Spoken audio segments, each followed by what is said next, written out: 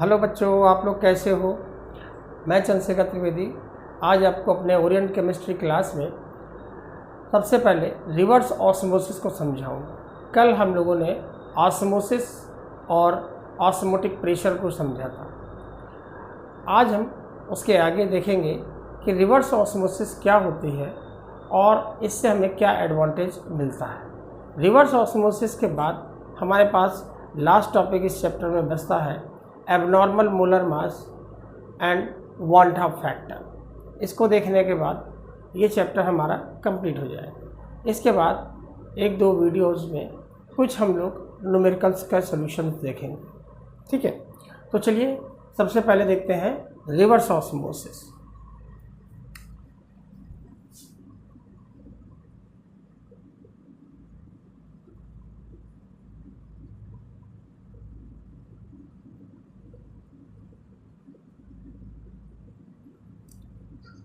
Reverse osmosis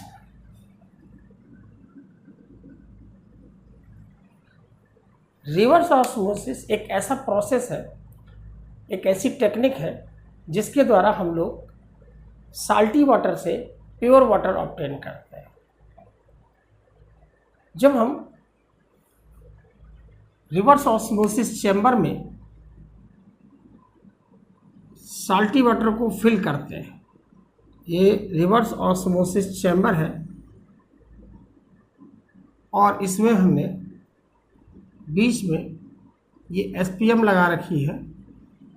ठीक है, और एक तरफ इसमें हमने साल्टी वाटर भर रखा है। ये साल्टी वाटर है जिसमें साल्ट की मात्रा काफ़ी ज़्यादा है।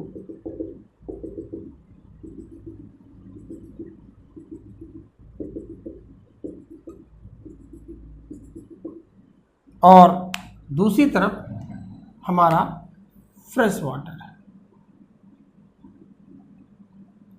ये फ्रेश वाटर है।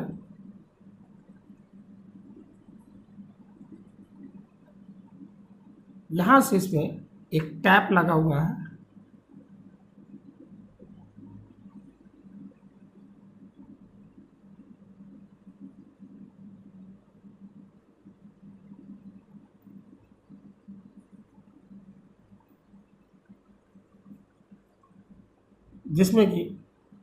जिसकी हेल्प से हम फ्रेश वाटर बाहर निकाल रहे हैं।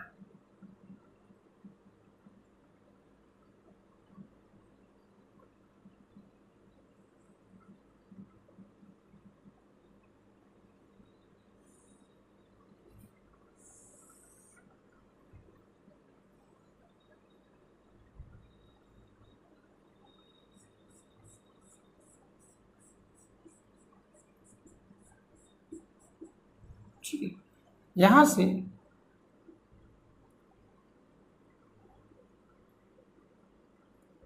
एक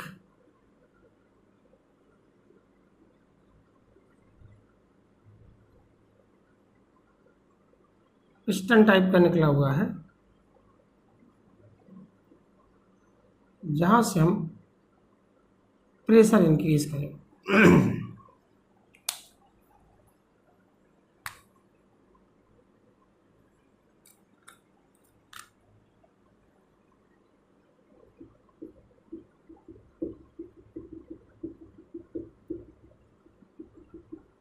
ठीक, अब इसमें देखेंगे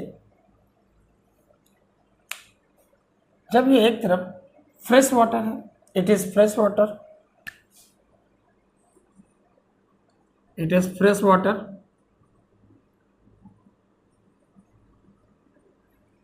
and it is salty water.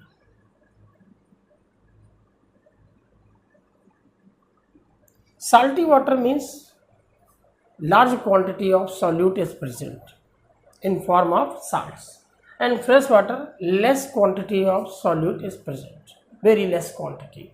So when we fill these two forms of water, fresh water and salty water, so according to natural osmosis, fresh water start moving towards salty water through SPM. ठीक है, तो water के molecule मतलब solvent के molecule fresh water के SPM से होकर के इधर को जाने लगेंगे नेचुरल ऑस्मोसिस में at the given temperature and pressure. Okay, but if we increase the pressure with the help of this piston, if we increase the pressure with the help of this piston equal to osmotic pressure, जब हम osmotic pressure के बराबर increase करेंगे then osmosis will stop।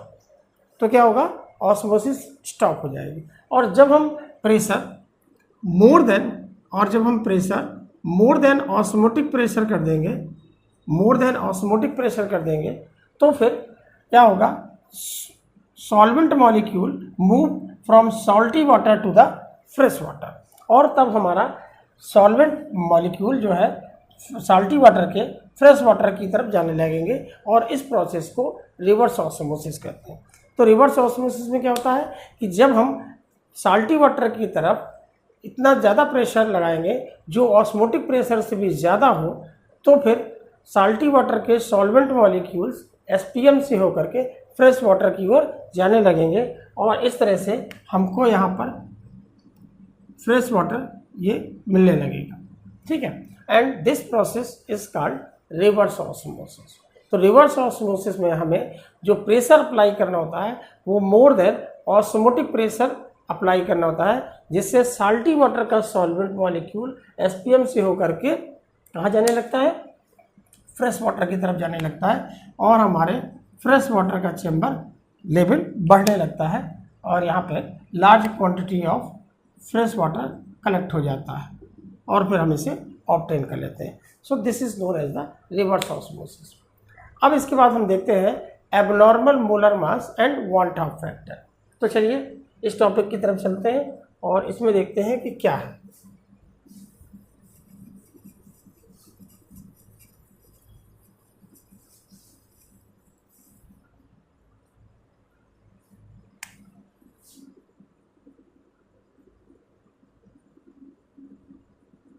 abnormal molar mass and want of factor.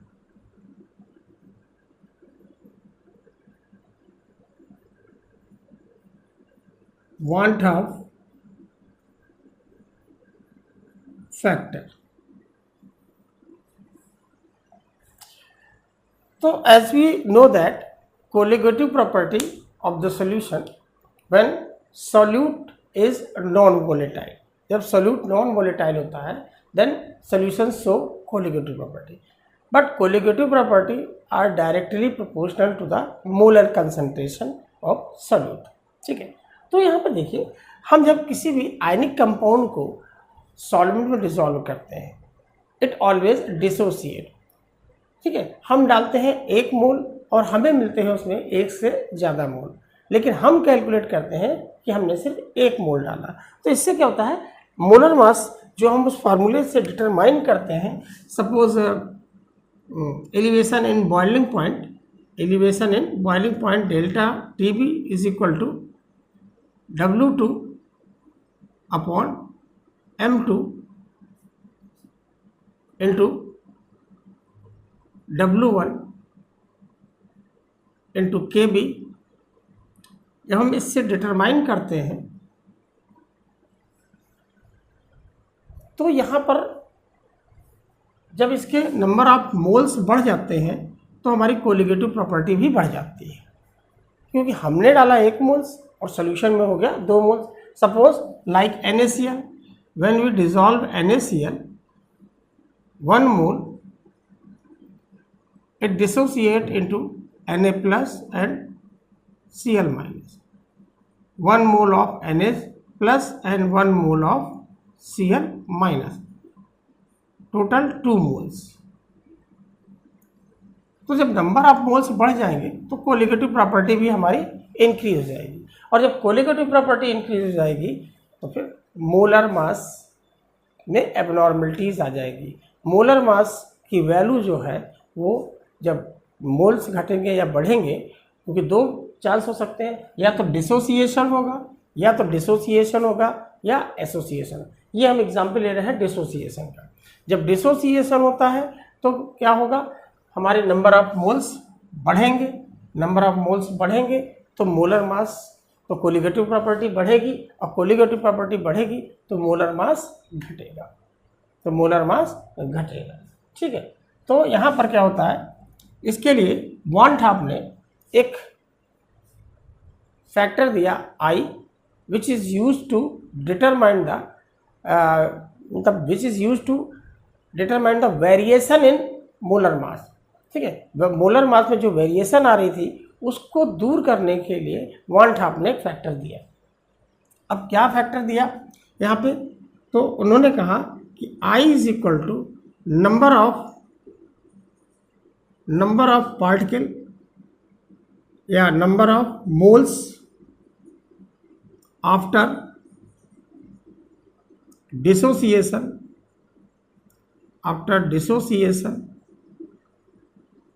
Oblique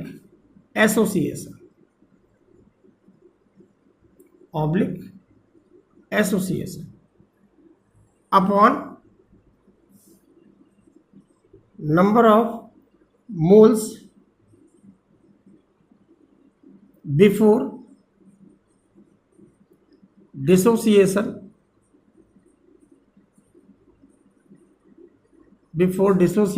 oblique association.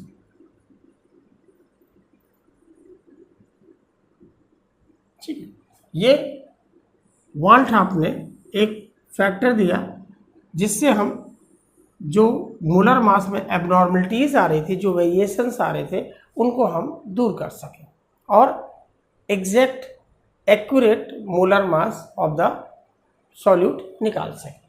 ठीक है, तो यहाँ पर दो कंडीशन थी। पहली हमारी थी डिसोसिएशन, जिसका केस हम लोगों ने अभी देखा। डिसोसिएशन में क्या था कि हम एक मोल्स डालते थे और हमें एक से ज़्यादा मोल्स मिलते थे। Suppose NaCl, it dissociate into Na plus Cl minus. Suppose K2SO4 2K plus SO4 डाइनेगेटिव।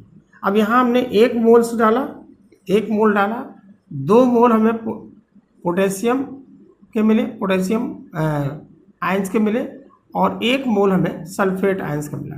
Total हमें यहाँ पर 3 मोल्स मिले। ठीक है,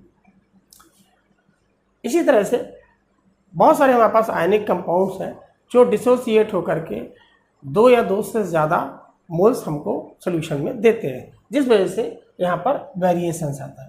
इसी तरह और यहाँ पर अगर हम निकालें सोडियम क्लोराइड के केस में, अगर हम वॉन थॉप फैक्टर निकालें I इज इक्वल टू, तो number of moles after dissociation equal to 2 and before dissociation equal to 1 equal to 2। So I is equal to 2। ठीक है, तो I is greater than 1, I की value 1 से बड़ी है। ठीक है, अब यहाँ पर देखते हैं एसोसिएशन के केस में क्या होता है।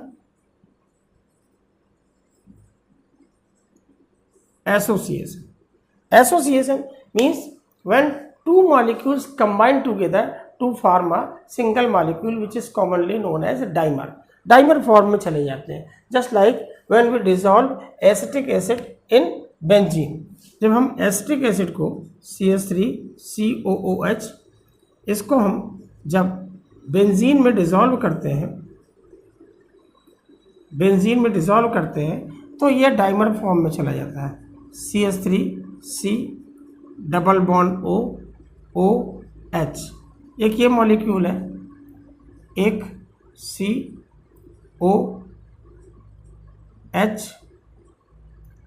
डबल बॉन्ड O, इनके बीच में हाइड्रोजन बॉन्डिंग स्टेबलाइज हो जाती है और ये डाइमर फॉर्म में चले जाते हैं। तो यहाँ पर हमने इनिशियली कितने मोल्स लिए थे, 2 मोल्स लिए थे, और यहाँ हमको 1 मोल्स मिला। अब यहाँ पे अगर हम वॉन थॉप फैक्टर निकालें, I is equal to 1/2 is equal to 0.5। So there is I is less than 1। तो या तो I की वैल्यू मोर देन 1 हो जाती है या लेस देन 1 हो जाती है। डिसोसिएशन के केस में आई की वैल्यू मोर देन 1 मिलती है हमेशा, और एसोसिएशन के केस में आई की वैल्यू लेस देन 1 मिलती है। लेकिन अगर किसी में आई की वैल्यू 1 है तो उसमें पोलर मास में कोई एबनॉर्मलिटीज़ नहीं होगी। ऐसे भी हमारे कुछ कंपाउंड हैं जैसे कि ग्लूकोज C6H12O6, इसमें हमें आई की वैल्यू 1 मिलती है, या शुगर C12H22O11, ये भी हमारा आई की वैल्यू 1 देता है, या यूरिया NH2CONH2, ये भी हमें आई की वैल्यू 1 देता है। ठीक है, इनमें ना एसोसिएशन होता है और ना ही डिसोसिएशन होता है। ठीक है, तो यहाँ पर इन सब के बाद वॉन टॉप ने कुछ और फार्मूले दिए।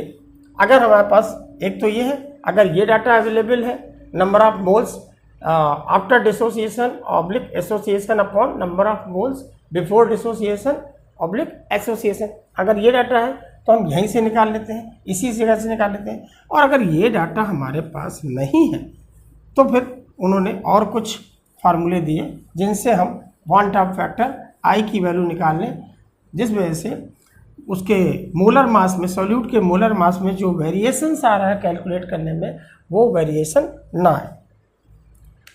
तो यहाँ पर कुछ फार्मूले और दिए। I is equal to observed colligative property upon calculated colligative property.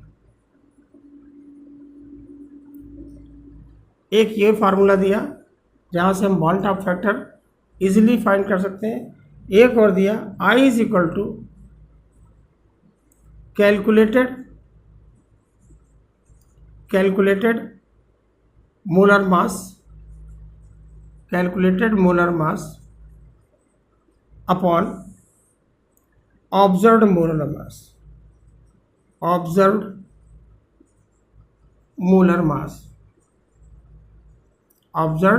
मास और एबनॉर्मल, इससे भी हम वॉन टॉप फैक्टर निकाल सकते हैं। और जब हमें इस वॉन टॉप फैक्टर की वैल्यू मिल जाती है तो हम कोलिगेटिव प्रॉपर्टी के जितने भी फार्मूले हैं उनमें वॉन टॉप फैक्टर को इंट्रोड्यूस कर देते हैं, और जिससे मोलर मास में जो वेरिएशंस होते हैं वो वेरिएशंस ख़त्म हो जाते हैं और हमें एक्यूरेट मोलर मास मिलता है। तो हमारे पास कोलिगेटिव प्रॉपर्टी के 4 फार्मूले हैं। Number 1, relative lowering in vapour pressure. Relative lowering in vapour pressure में क्या था? P1 not minus P1 upon P1 not is equal to W2 M1 upon W1 M2। ठीक है, relative lowering in vapour pressure, इसमें I introduce कर दिया गया जिससे कि इस सॉल्यूट के मोलर मास में जो वेरिएशन आ रहा है वो फिनिश हो जाए। दूसरा हमारा था लोअरिंग इन फ्रीजिंग पॉइंट, ठीक है, या डिप्रेशन इन फ्रीजिंग पॉइंट। तो यहाँ पे हमारा क्या था? Delta TF is equal to W2 into KF upon M2 into W1, और यहाँ पर भी इंटू वॉन टॉप फैक्टर को इंट्रोड्यूस कर दिया गया जिससे कि सॉल्यूट के मोलर मास में जो वेरिएशन में आ रहे हैं वो ख़त्म हो जाए। तीसरा था elevation in boiling point, delta TB is equal to W2 into KB upon M2 into W1, और इसमें भी I का मल्टीप्लाई कर दिया। और चौथी थी हमारी osmotic pressure, pi is equal to CRT, इसमें भी I से मल्टीप्लाई कर दिया, और इस तरह से हमारे चारों फार्मूले मॉडिफाई किए गए वन हाफ के द्वारा, जिससे जो हमारे मोलर मास में एबनॉर्मलिटीज़ आ रही थी वो ना आए।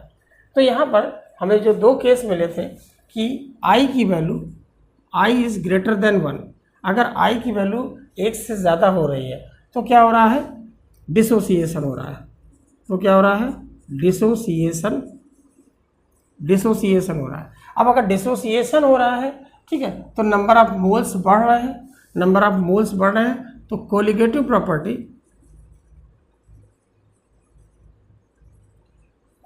प्रॉपर्टी हमारी क्या होती है, इंक्रीज होती है। और कोलिगेटिव प्रॉपर्टी जब इंक्रीज होती है तो मोलर मास, तो हमारे मोलर मास क्या होते हैं, घटते हैं, ठीक है। क्योंकि अगर हम यहाँ देखें तो delta T B is inversely proportional to m2, molar mass के इन्वर्स प्रोपोर्शनल है। तो अगर कोलिगेटिव प्रॉपर्टी बढ़ती है तो फिर मोलर मास घटेगा, और अगर I ग्रेटर देन 1 है तो फिर नंबर ऑफ मोल्स बढ़ेंगे, और नंबर ऑफ मोल्स बढ़ेंगे तो कोलिगेटिव प्रॉपर्टी बढ़ेगी, because colligative property are directly proportional to the number of moles और the number of particles present of solute present in the solution. जितने ज़्यादा number of particles, number of moles solute के solution में present होंगे, colligative property उतनी ज़्यादा होगी, ठीक है। और अगर I की value I is less than 1 है, ठीक है, एसोसिएशन हो रहा है, ठीक है, तो यहाँ पर number of moles of solute decrease होंगे, तो कोलिगेटिव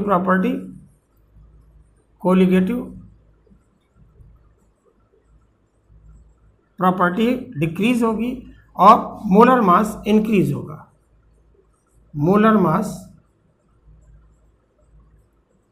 होगा, ठीक है। तो ये हमारी दो कंडीशन थी। और अगर I इज इक्वल टू 1 है, then there is no abnormality in molar mass, ठीक है, तो फिर कोई मोलर मास में एबनॉर्मलिटी नहीं मिलती। तो इस तरह से बच्चों ये हमारा चैप्टर फिनिश हुआ। अब हम इसकी 2-3 वीडियो में कुछ न्यूमेरिकल लगवाएंगे अच्छी सी, ठीक है, उसको देखेंगे, समझेंगे और आप उन्हें समझने की कोशिश करिएगा, ताकि आपके लिए जो भी प्रॉब्लम्स आ रहे हैं इनकी न्यूमेरिकल्स में वो दूर की जा सके। ठीक है बच्चों, तो हम लोग मिलते हैं अगले वीडियो में न्यूमेरिकल के साथ।